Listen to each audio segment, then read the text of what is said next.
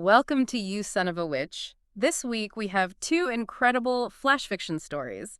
And, well, they're just brimming with this kind of forgotten magic and sudden transformations you'd expect from, like, a huge fantasy epic, you know? You sent these in curious about, well, how these powers even ignite in these seemingly ordinary teens and what happens next. And that's what we're going to do. We're going to untangle these tales in this wizarding probe. Yeah, right off the bat, what jumps out at me in both of these stories you sent is this idea that, well, huge power can just be hiding within people until something very specific unlocks it. Yeah. Makes you wonder about, I don't know, the potential that maybe we all have, but it's just waiting, you know? Totally. And, the first flash fiction story, The Dragon's Hoard, takes us straight to this classic fantasy trope, but with a bit of a twist, right? You have your typical group of outsiders: Ben, he calls himself the Geek Lord; Sarah, full of teenage angst; and then Malik, who's always a little on edge, and they stumble upon this almost forgotten wizard's hideout. But get this, it's behind a rundown gas station. And forget gold or jewels. No, they find this dusty old book with a dragon on the cover. And this book doesn't just gather dust, right? It unleashes ancient magic within them and, boom, rips open a portal to this crazy glowing world. I mean, come on.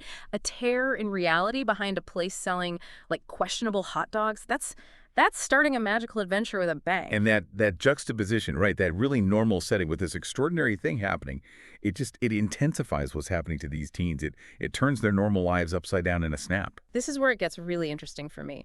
Each teen's power comes to life in a way that's, well, it's deeply personal. Ben, the one with the love of words, can suddenly conjure these glowing glyphs. And then there's Malik. He gains control over this bizarre moss and plant life in this new world, right? And Sarah, well, she just understands this new realm on a gut level. She senses its vibes, you know. So it's not a one-size-fits-all magic here. It's tailored, almost like their inherent tendencies were just, I don't know, waiting for this magic spark to ignite them. What do you think? Exactly. The author doesn't just slap them with some random powers. There's this connection, this subtle connection between who they are and what they can do, right? Like Ben's way with words becomes actual magic script. And Malik, with his nervous energy, well, he finds focus in controlling the environment. And Sarah, with her observant nature, she evolves, right? She gets the sensory link to the new realm. It just suggests a deeper resonance, maybe even like a pre-existing connection, something unconscious to this kind of magic. And before they can even catch their breath, they run straight into the antagonist. This sorcerer king described as wittered cruelty, and all he wants is to snatch back the portal. He says it's his way home. And notice how he's described. It's not your typical wise wizard, right? So this showdown throws their raw, untrained abilities against, well, ancient power. Ben puts up this shaky shield of glowing script. Malik instinctively uses the alien plants to, tie up the sorcerer. And Sarah, just acting on instinct, twists the doorway, making it poof, vanish, gone. Problem solved. Well, mostly. They saved themselves, but now they're stranded. Guardians of a world they didn't even know existed. That's a fast promotion. Talk about being thrown to the deep end, right? No training montage for them. They have to survive by thinking on their feet, tapping into these new powers without a manual.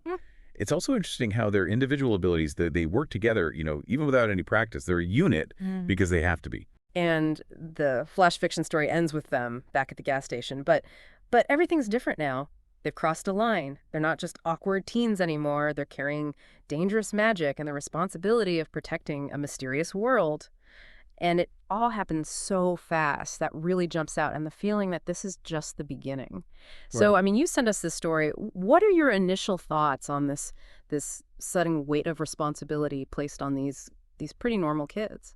I think it highlights how potential, even extraordinary potential, can be in the most unexpected places and people. These teenagers, they might have felt powerless in their everyday lives, but suddenly they're thrust into these huge roles of great importance. It makes you think that maybe we all have these untapped abilities that only come out when things get really crazy. It also brings up this fascinating question about fate versus, free will. Were they destined to find that book, or was it just random chance that changed their lives forever? That's a great point. Now let's switch gears and jump into the second flash fiction story, Scales and Spells. This one takes a much more humorous and personal approach to magical inheritance. We have Jake, our main character, and he's got a pretty serious phobia of reptiles. And of course, guess what? He finds out he's the heir to a legendary serpent wizard, all thanks to this cackling old woman and a very obvious amulet shaped like a coiled snake. It's almost slapstick, the irony, isn't it? It absolutely is. That Yeah. contradiction, right? His biggest fear becoming his magical destiny. That's what pulls you into Jake's story. And it sets a totally different tone from the Dragon's Hoard.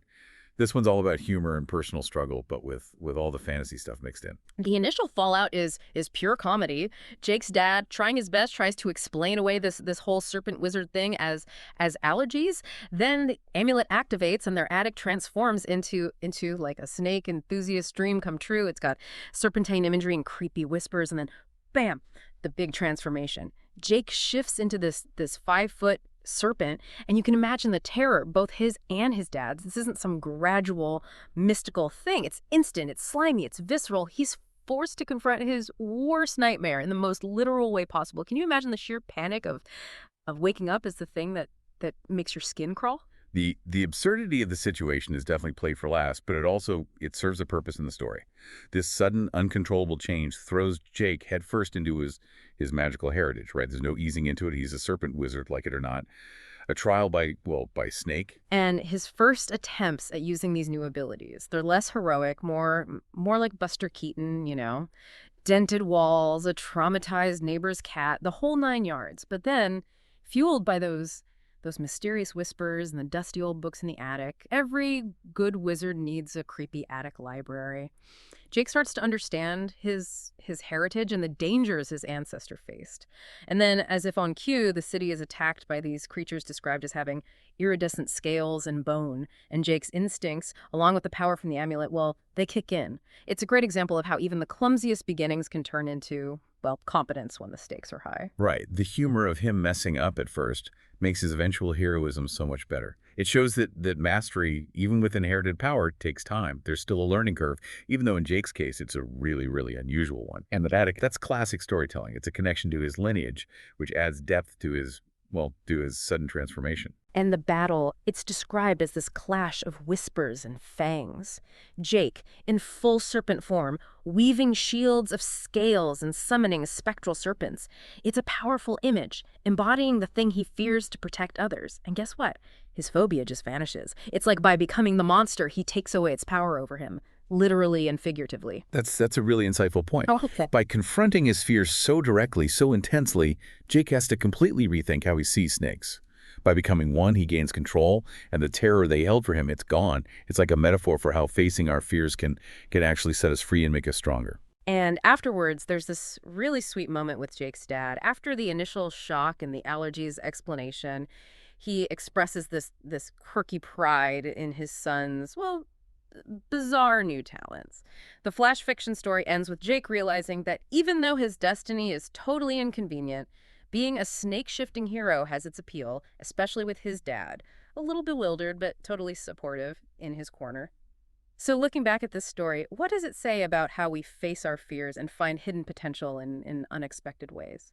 I think it beautifully shows how our biggest challenges can actually be the things that help us grow the most. Jake's phobia, the thing that crippled him, becomes the source of his power, his identity as a hero. It suggests that our weaknesses might actually hide our strengths, and that if we embrace what scares us, we might unlock potential we never thought we had.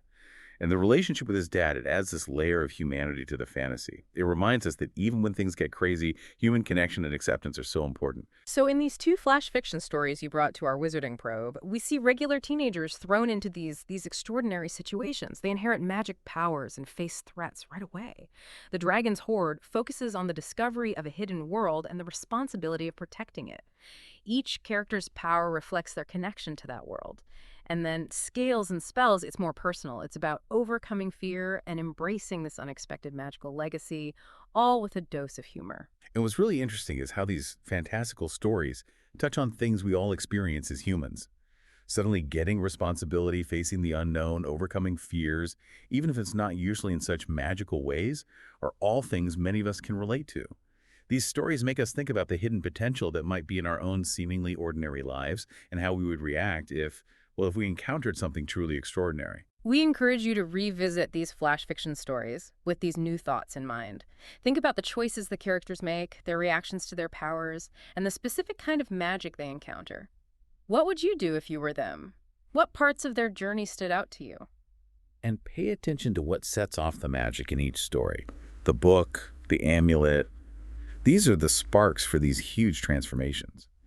It makes you think about the seemingly small things in your own life that might hold possibilities you haven't even thought of. Thank you for joining us for this wizarding probe into these fantastic stories here on You Son of a Witch. We hope this discussion sparked your imagination and gave you some insights into the power of flash fiction.